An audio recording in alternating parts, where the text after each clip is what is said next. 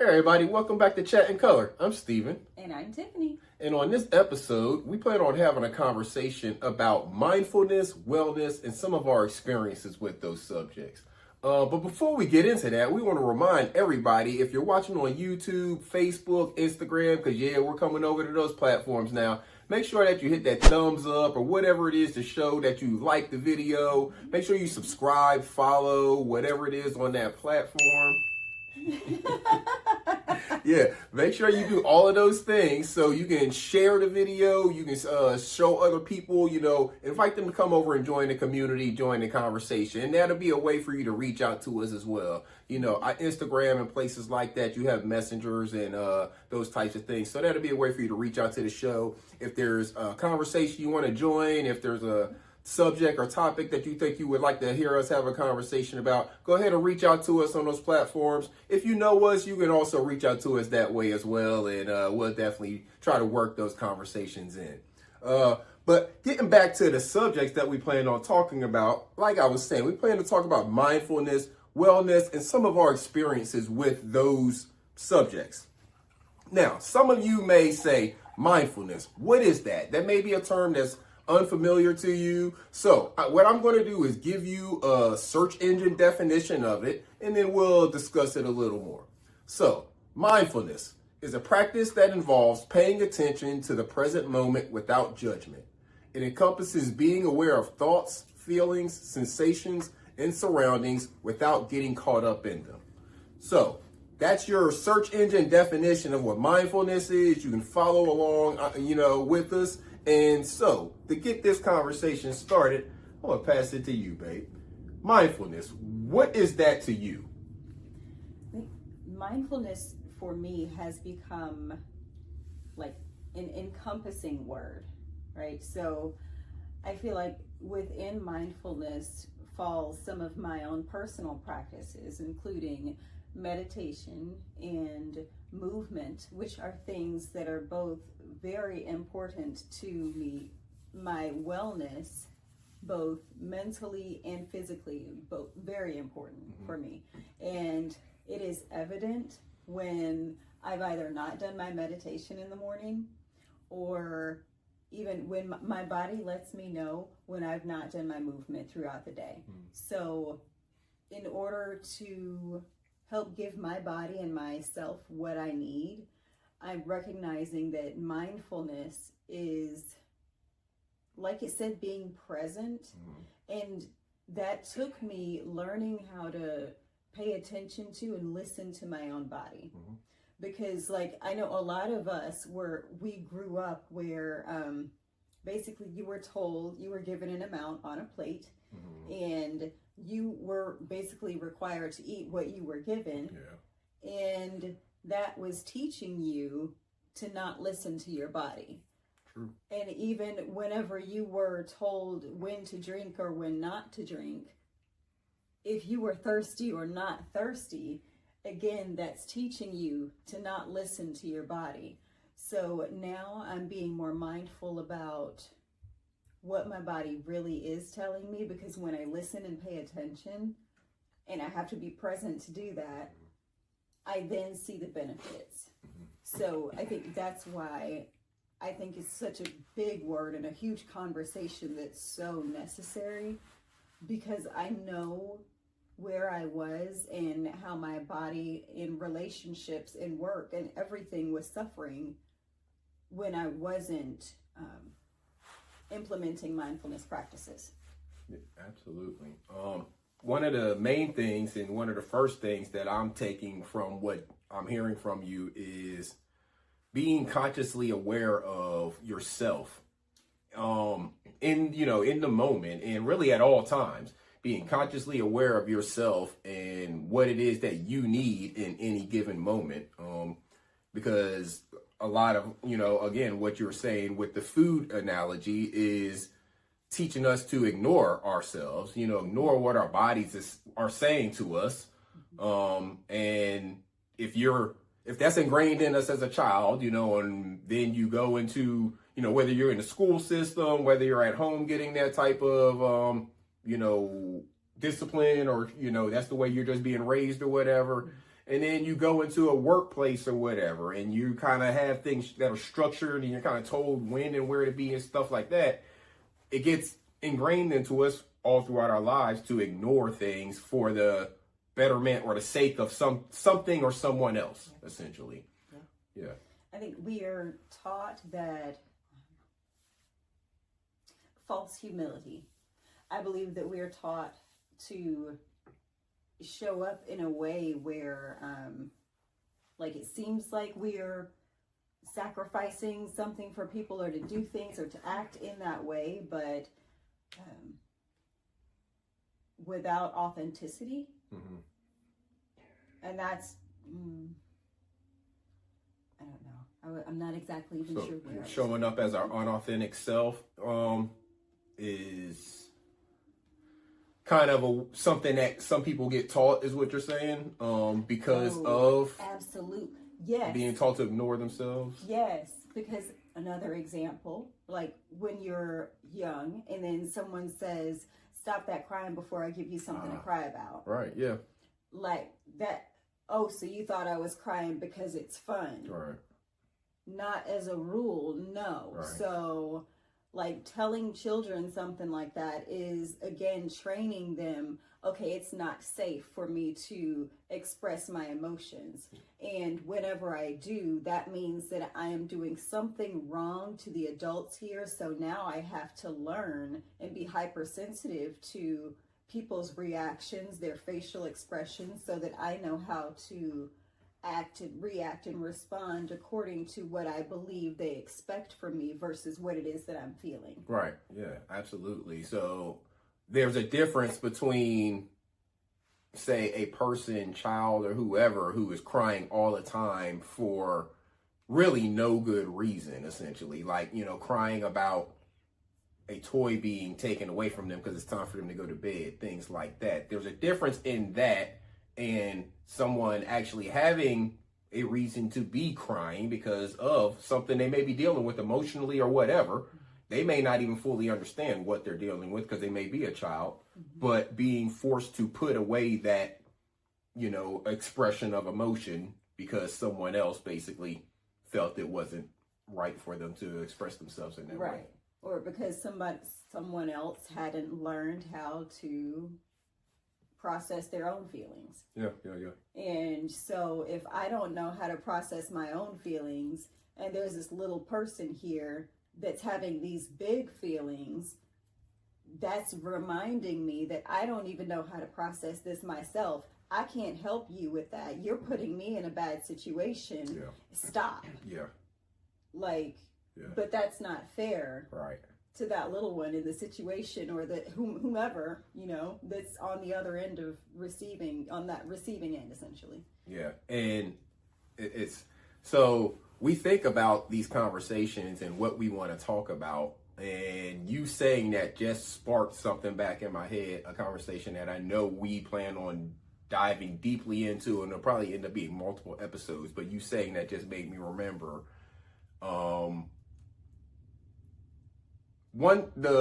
probably one of the most important things, and this is just my personal opinion, one of the most important things that we as human beings, individuals, do is, you know, our relationships that we build with one another, whether it be, you know, a husband and wife or some kind of business relationship, friendships, and all of those types of things. But the one course of training that none of us are taught is how to actually build these relationships and what to do when things go south. Right. You know, because, for example, in marriages, us as children, we don't hear typically in a healthy way. Now, there's some children who hear a little bit too much in a kind of unhealthy way, but we don't typically hear in a healthy way the trials and tribulations that our parents go through. Say, if you have parents who have been married 30, 40, 50 years or whatever, as children, we don't often hear in a healthy way the trials and tribulations that they went through to get to last that many years. You hear a lot of the good stuff, but we don't hear that. So then we're thrown out there to start these relationships, you know, and trying to build a romantic relationship and family and all of that stuff with people, not knowing anything about that. We all learn that subject on the fly and from making our own mistakes, it seems like, as opposed to that being one of the main subjects that is taught to us just growing up as individuals, because it's one of the most important. I mean, I feel like the bond that we, in the relationship that we build with someone that we're going to choose as a life partner, you know, is, you know, extremely important, obviously. So why isn't there courses on that, right? You know, so that is one reason why we plan to have a lot more conversation about that and to discuss that, is because it needs to be discussed. Yes. And it needs to be a course of study for people who want that information. Right. You know? Right. Lacking communication, relationship, and critical thinking skills that are required for successful of either of the aforementioned, like, those are things that are just required for, like you say, good, healthy, strong relationships. And having good communication doesn't always mean we agree. Oh. And I think that for a really long time, because I have been in a family, from a family dynamic that for as long as I can remember is not so much about talking about things. So if you're upset about something, again, like, fix your face, like, go get it together, come back, and then basically we're acting like nothing ever happened. And, well, that's not healthy. Right. We've learned that. Right. But, so there's, like, that extreme of things. And then there's the extreme that you mentioned about sometimes people end up hearing a lot more than they need. Yeah. And mine was a situation where I was, like, in this protected bubble where I wasn't aware of a lot of life, like, concerns. Just because, I mean, I was sheltered. Right. And that was wonderful. I learned so many foundational things during that, you know, sheltered part of my life. But also I feel like it kind of set me up for some other experiences where I just wasn't prepared to know how to react. Right, yeah. For sure. And of course, you know, being married over 20 years, I know these things about her, and, you know, it's a part of who she is. It is what it is. It's fine, you know, but I also understand that creates a very much, like she's saying, we don't agree on every conversation, because I come from a very different background growing up, you know. I was not sheltered in that way, you know. We did have the conversations, you know. My dad had the conversations with me about things at a very young age, and did not, like, keep me from expressing my feelings about situations, you know. If I felt a certain way about somebody, no matter who that person is even, you know, I was free to express that to him, and that was a safe space for me to do so. You know, again, this is with adults and everybody, you know. I was able to go to him and be able to express that openly and freely, and I'm thankful for that. You know, I'm grateful for growing up and having that freedom to be able to do so, for sure. Yes.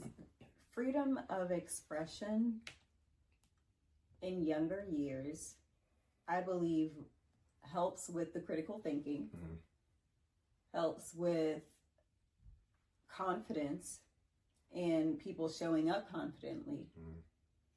And I think that's just one of the things that impacts us so deeply from such a young age, that we don't even know how much it's impacting us, because it starts so early that we're too young to even recognize it's a thing. Right. It's those foundational building blocks that either you get it or you don't at that, those formative years, the things that we're made to pick up in, when we're toddlers and stuff like that. Either you get it or you don't at that age. And if it's not a part of that age, that just, I'm not going to say set you behind. It just will kind of determine, which way you go maybe until you do get that thing, if you ever do get it, type of deal. Right. It'll like definitely impact your development. Right. Mm-hmm. Because again, like you're saying with the critical thinking, once you have that ingrained into you, whatever it is that opens up your critical thinking, you can't take it back. Like you can't, that child or whoever gets that can't unsee. You can't undo what you've given them when it comes to putting something in their brain. So yeah, absolutely, the expansiveness that it opens up, I agree, for sure. And another thing from your original definition on mindfulness, going all the way back to that I picked up from what you said when you were talking about mindfulness and what it does as far as the impact on you in so many different areas. And you talked about it impacting your physical and your mental. And I picked up on that because that is really going to reinforce for anyone, again, out there who may have been unsure of what the definition of mindfulness was, or that they were unfamiliar with that word, and they may have just gone straight to thinking mental, something. Mindfulness is a whole body experience. It's being in touch with your entire body. But shifting gears into mental wellness, because we said we're going to talk about wellness, mental wellness, and, kind of its difference from mindfulness, What are some of the importances or some of the, how do you want to discuss mental wellness? I would start by mentioning some of my own practices. Like I was talking about meditation for mindfulness, and for mental wellness, I would talk about, like, I use talk therapy. There are many other kinds of therapy that people can use. But I definitely feel like if you're a human and you interact with other humans, you ought to be in therapy. Oh, yeah, I agree. So, because that's all, just period dot on that. But, and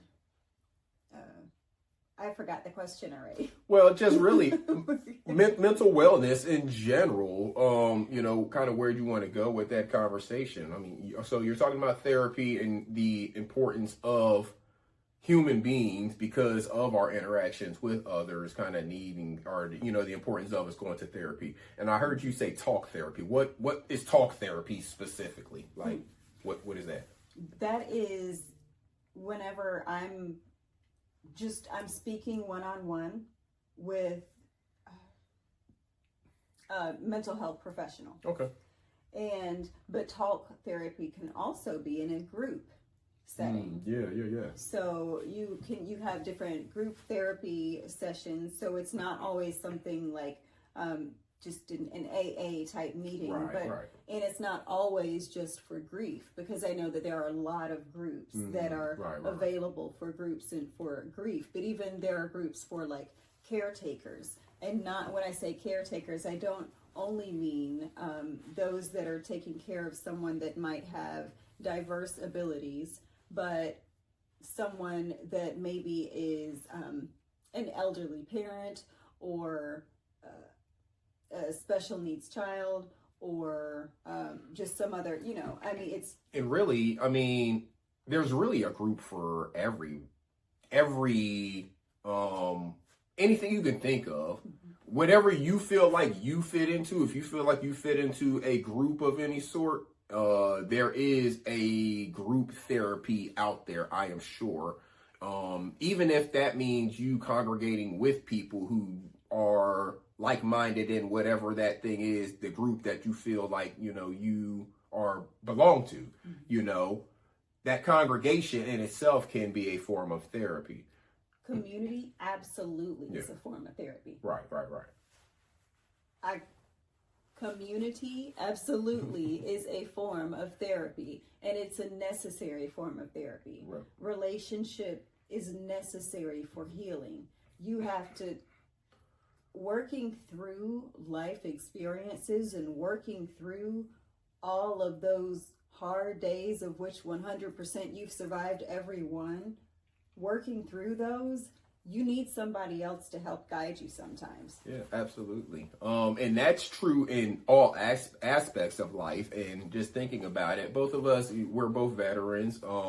We both come from military families as well as being veterans ourselves.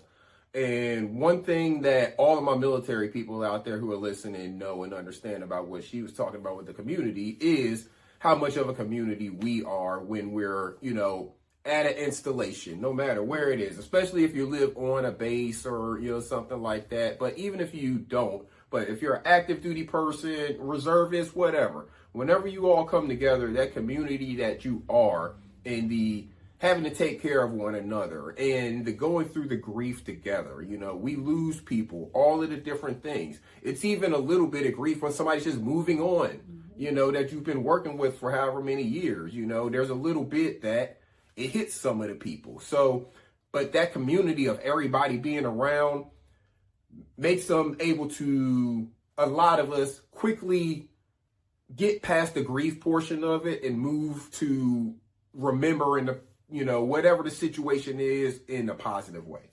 Yeah. Because and it's just really, that's just what it is in that type of community. But that doesn't just apply to the military. That applies all across the board. If you are someone who feels like a group therapy session is, beneficial for you. And like, my lovely wife here, I too go to therapy. I do one-on-one therapy, talk therapy, like she's mentioning for herself, So it's out there. Whatever it is that you feel like you need for yourself is available, is the point. I mean, they have all types of therapy. They have therapy that includes animals, with the goats and different things like that. There's all types of therapy out there. So the main thing that I would say is don't be stigmatized by anything, because everything about mindfulness is about you. Everything about wellness is about you. You have to control your wellness. And mental and physical wellness and all these things are near and dear to our hearts, and I believe they will be for you as well, because this is all about you controlling your own mental well-being, your physical well-being based off of your own actions. Mm-hmm. Mm-hmm. And that, again, leads me back to listening to your body. Mm-hmm. And I believe in order to be in a place healthy enough to have the ability to listen to your body, you likely will have gone through some of the things that we've talked about, whether it's talk therapy or group therapy, or you found a community in which you just have an opportunity to work through some things together, or even just acknowledge one another. Sometimes that's all you need, is just to be and feel seen, and to know that you're not alone and you're not by yourself in something. So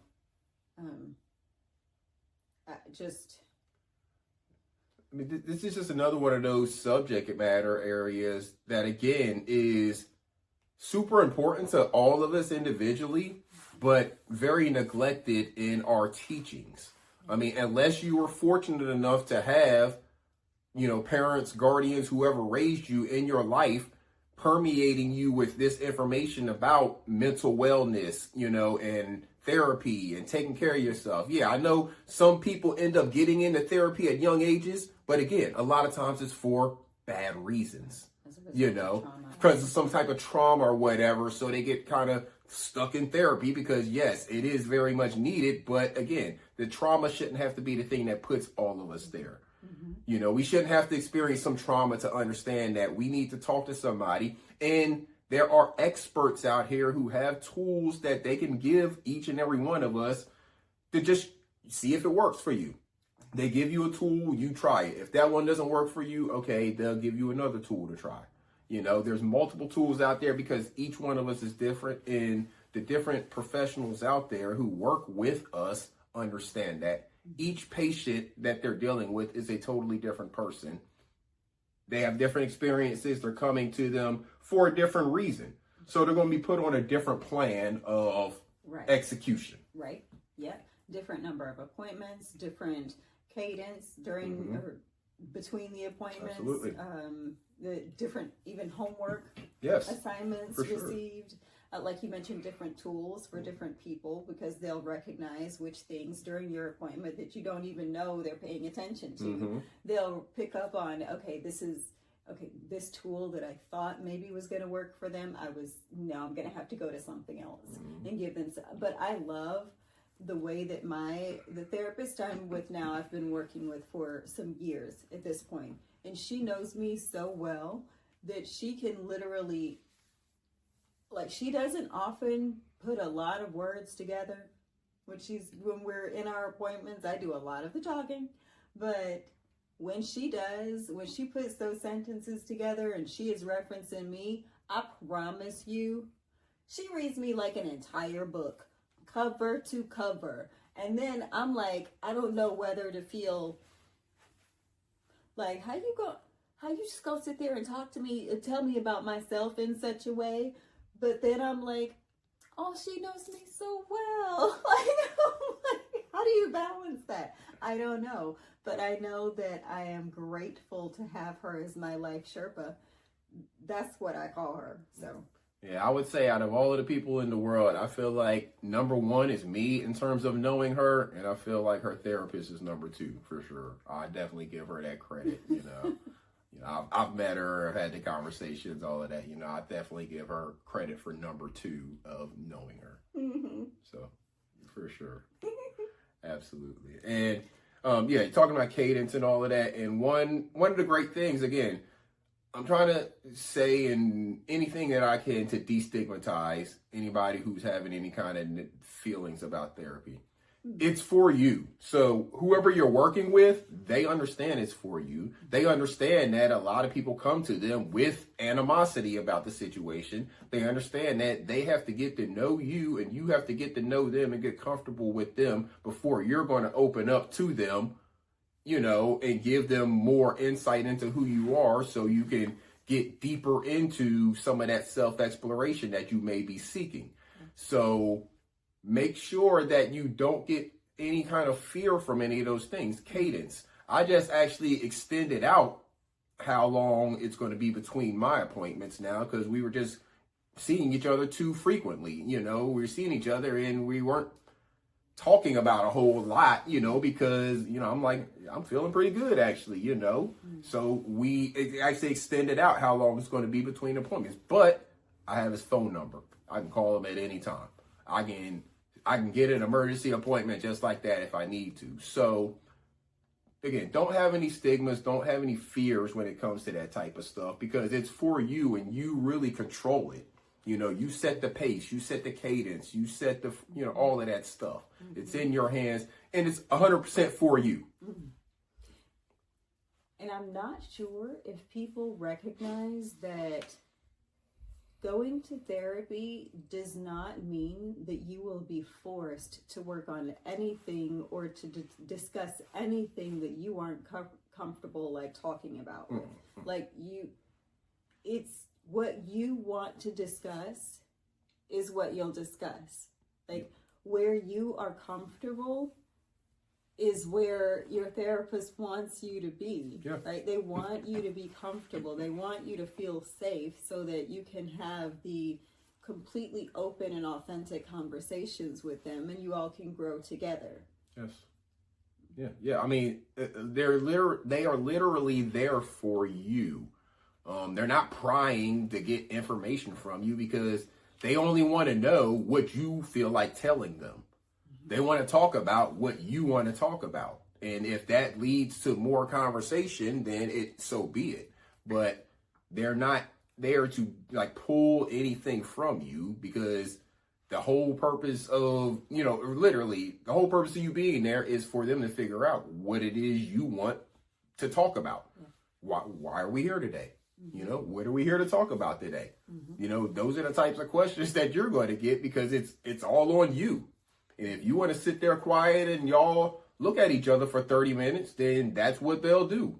And y'all will sit there quiet for 30 minutes looking at each other or whatever. Right. Because it literally is your time. Yeah. They get paid either way. Right.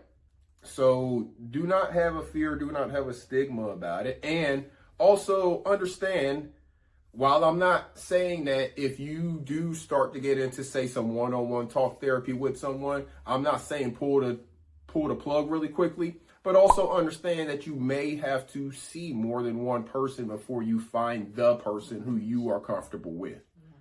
Everybody's not a match, you know. If this is your first time getting out there, you're going to first time go and talk to somebody. And you may or may not get a good vibe from them. You may or may not get a good vibe from their environment, you know, their office space, whatever it is. That's totally up to you to decide, you know, but don't feel locked in. But at the same time, don't feel like because this one wasn't the right fit, now I got to give up on it. They're all going to be like that. That's not the case. No. They have different personalities, just like each one of us have different personalities. Yep.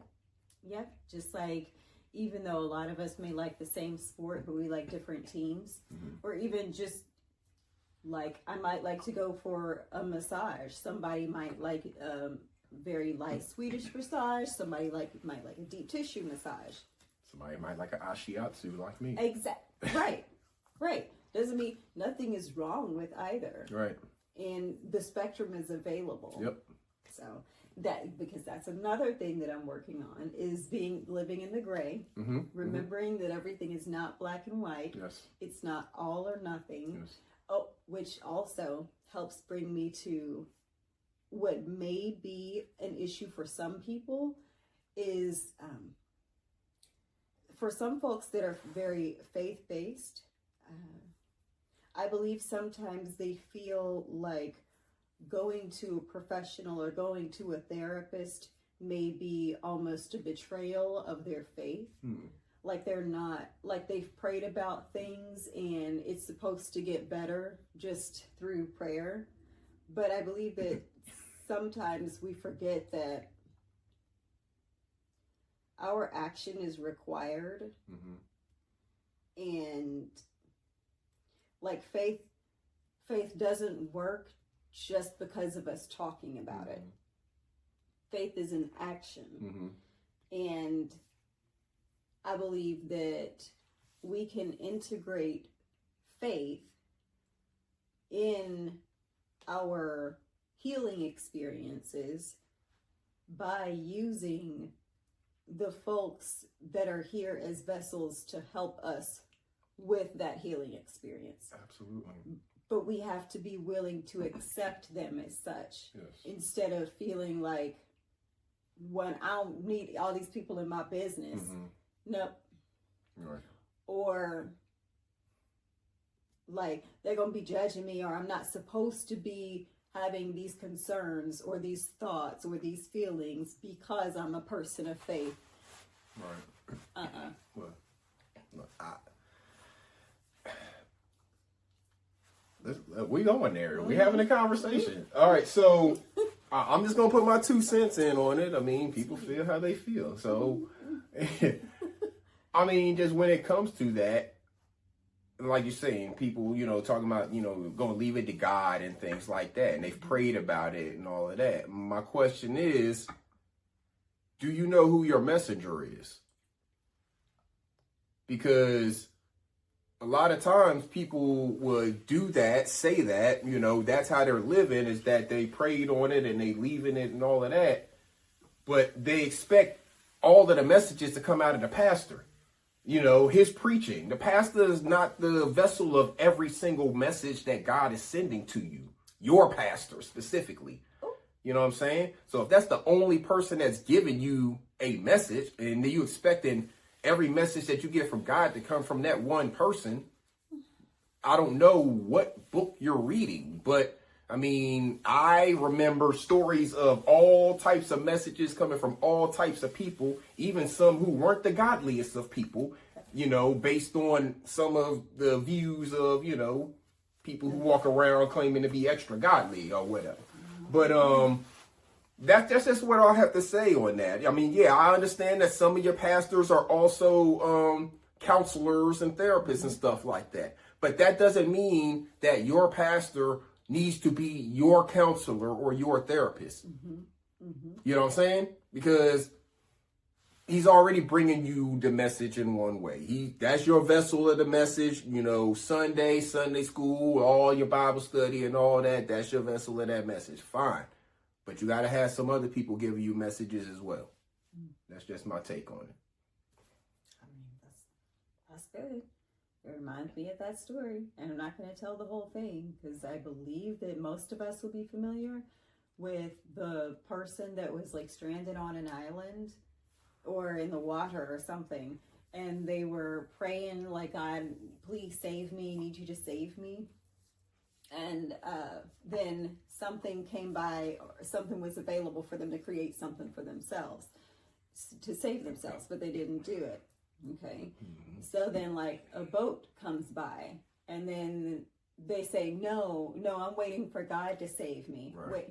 Okay. Right. And then like a helicopter or something comes. Right. And then they're like, no, I'm waiting for God to save me. Right. Okay. Then whenever they pass and they go and they see God, they're like, well, why didn't you save me? He's like, I said these things. Right. What do you mean? Yeah. You didn't do your part. Exactly. Again, faith, action. Right. Faith is an action verb. Right. It is not just sit around and wait on God to come through. Come on through, God. I ain't doing nothing to deserve it. Anything to put in on it. But you come on through with your 99.99 to carry me over that finish line. No, we're not doing that. Come on, y'all. Come on. So, I mean, if the stone hit you, no, I'm not sorry. Stop it. I'm sorry.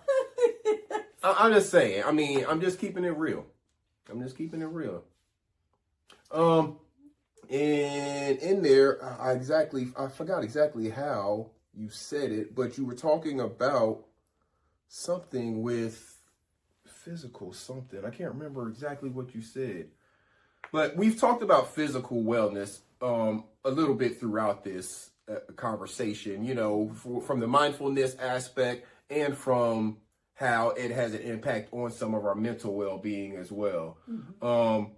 And physical wellness, for me, I think a lot of people focus in on just like working out and that type of thing. When they think it, I think they just focus in on, I got to go to the gym, I got to work out, I got to do this, I got to do that. Wellness equals sacrifice. Right. Wellness equals I have to give up things and I can't do this and that. And I don't agree with that. I don't agree that physical wellness means that at all. Because me personally, I will admit I don't work out nearly as much as I should. Not even close. But I do a lot of other things that work, obviously. Maintaining a proper and healthy diet as much as possible. Trying to ensure that I get proper rest. If you're waking up in the morning and you got all kinds of aches and pains, or you're tossing and turning all night, there's a reason for that. So part of your physical wellness is exploring the reason why you're tossing and turning all night. Is it a bad mattress? Is the temperature in your room not good? Right. What is it that's causing you to toss and turn? Exploring that and eliminating that. When you're waking up with the aches and pains, what is causing that? If you didn't go to bed with them aches and pains, why are you waking up with them? Right. You're supposed to be resting. No matter how many hours we get, we're supposed to be good in quality rest. Yes. Whatever rest we're getting is supposed to be quality. Yes, and what you mentioned about like the feeling and the physical part of it, I know that again takes us back to listening to your body. Yeah. Right? And you said if you go to sleep and you're not feeling these certain aches and pains, but you wake up with them, that is your body having a clear conversation with you. Not even a conversation, a monologue. Right. Your body is like, I need you to hear and understand what's going on. I done told you. Right. And then it's your job, like you said, to troubleshoot. Yeah. Figure out what is, okay, so what am I feeling? Where am I feeling these uncomfortable things? But in order to do that, you have to be present, which is where the mindfulness comes in. Yes. So it's all like intertwined. It's all together. And because again, if I'm not mentally well, I'm not going to feel like getting up and getting dressed to go to a gym. Yep. I am not going to feel like being around all these other bouncy people doing their whatever stuff anywhere, even if they're just walking on a trail. I don't want to see people. Yep. You know, if I'm not in a good, healthy mental space. And then sometimes people aren't even in a healthy mental space to be able to get up and do hygiene, much less talk about a healthy meal, right, or getting in a good workout. Yeah. I mean, sometimes you just don't have it. Yeah, that's very true. And talking about the mental space for something like a workout, you know, because yes, part of physical wellness is being healthy when it comes to activity. You know, earlier you were talking about how your movement and stuff like that is a part of what you need. You notice when you haven't had any a good amount of proper movement throughout the day or whatever, you know. So when it comes to the mental aspect of our physical wellness, for the people out there, the people who are working out, you know, the people who are going to the gym, or you definitely have to be in a good mental well space to go have a physical trainer, obviously, you know. But again, those are some of the important people who are out there. Yeah, these personal trainers and people like that, like the therapists we're talking about, the personal trainers are trained to provide you with that regimen, whether it's diet stuff, obviously your workout stuff, you know, whether you're doing calorie things, because whether you're trying to lose weight, gain muscle, whatever, you know, my workout plan would be totally different than a workout plan for somebody who, say, is trying to lose weight. You know, me, I would be probably trying to gain muscle. So they would have me on low cardio and doing more heavy lifting and trying to keep up a certain amount of calories. Somebody who would say on a weight loss plan, high cardio, lower calories, you know, maybe some lightweight lifting, but higher repetitions, things like that, you know. So again, everything would be based on and centered around you. And that's what the whole mindfulness is. You being in touch with yourself, you being aware of what your body is going through, telling you, you know, what's going on with your body. And then the wellness aspect of it is taking the actions to keep all of these things in tune. Whether you're going to see physical therapy, mental therapy, massages, all of these different things that we do to take care of our body, sleeping on a good mattress, you know, those massages are good things. Acupuncture, you started doing acupuncture. Yes. You know, I've never experienced that before. Yes, and I have only, I think I've gone now twice. Something like that. But I can definitively say that I have had, number one, a fantastic experience with my practitioner. She's amazing. And I feel even that evening from my first session, I was able to come home and do movements and stuff that I had been trying to do for a really long time, but was able to come home and do them like immediately without warm up and everything. It's kind of crazy. It's neat, but it's I mean, you know, it's traditional Chinese medicine. It's amazing. It's phenomenal. Again, our bodies, if we listen to our bodies, and that is what a practitioner like an acupuncturist does. You know, they allow you to tell them about your body. They also do things to allow your body to have a conversation with them. So it's not just about what medication can we give you to mask that symptom, which is that's not an interest to me. Right. So offering, like, broadening the tools that I use or the practices that I use for my wellness, I guess bucket, has been wonderful. It has been kind of a journey because I've not been sure where to go with certain things and how to find where I would feel safe. Right. But network, community. Yeah. Again, all these things they keep coming back around to one another. Yeah. It's all intertwined. It's absolutely all intertwined. One point that I wanted to make really quickly again, because I want to make sure that we continue to eliminate stigmas when it comes to all of these different things we talked about with mental therapy and, having therapist, counselor, whatever it is you would like to reference them as. Same thing goes with these other things that we're talking about: acupuncture, massage therapy. We both get massages. I have a person that I go to regularly. I'm, getting back in the swing of things, but it's a regular part of my regimen. It's a regular built-in expense, but I consider it as a part of health and wellness, because neither one of us are big on taking medications if we don't have to.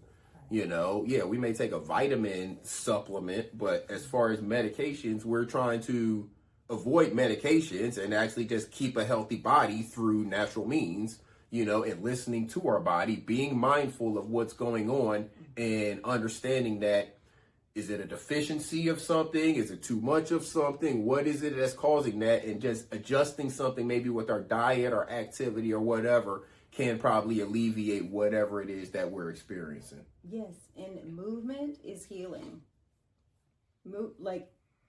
Because our energy, we're made for our bodies to heal themselves again.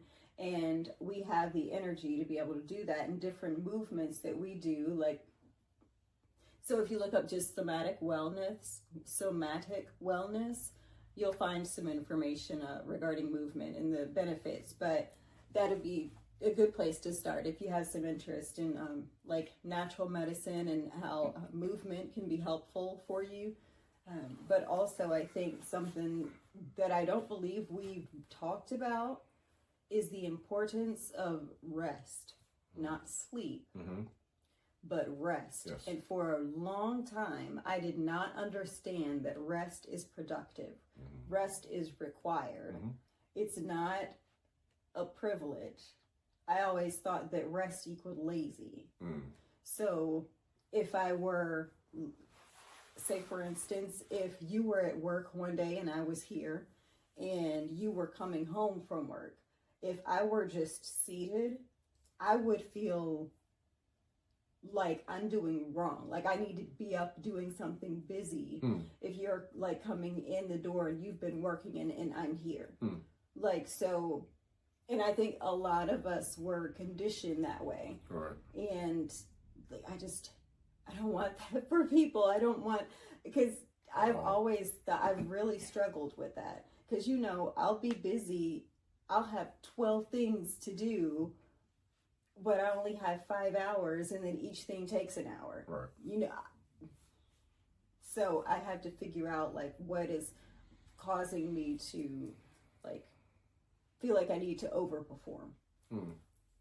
Yeah, because I'm not sure. Hopefully it's nothing that I'm doing that's promoting that type of feeling, because get your rest for sure. Sit down somewhere. You tell me all the time. You don't sit down somewhere. Sit down somewhere. You're doing too much. You're moving all over the place. Just all over the place. Yeah, just sit down somewhere.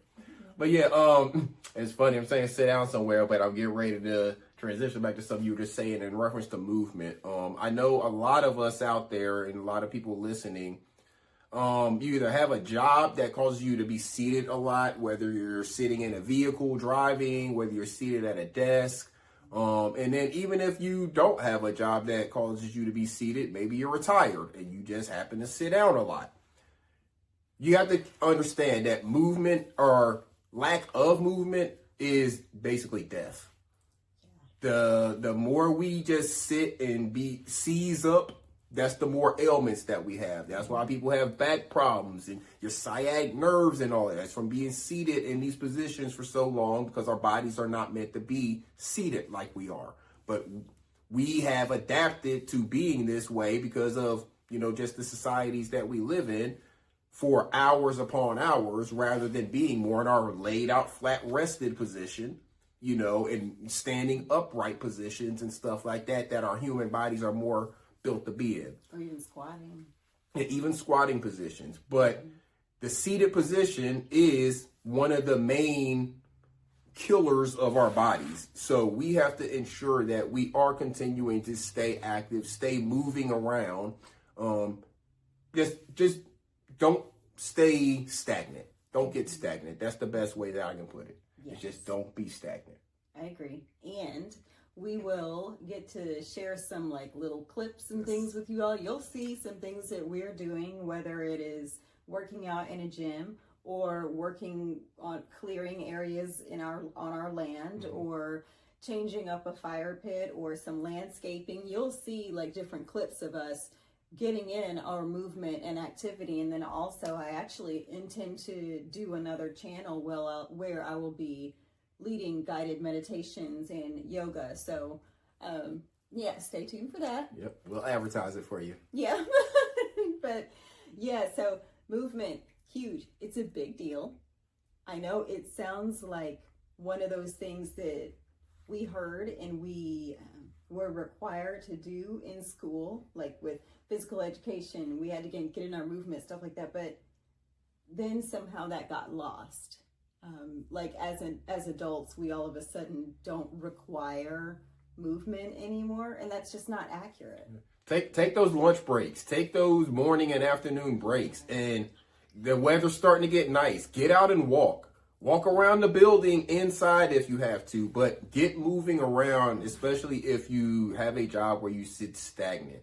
If you have the ability to get a desk that can stand up, do it. I'm not saying stand up all day, but I have a desk that has the ability to stand up.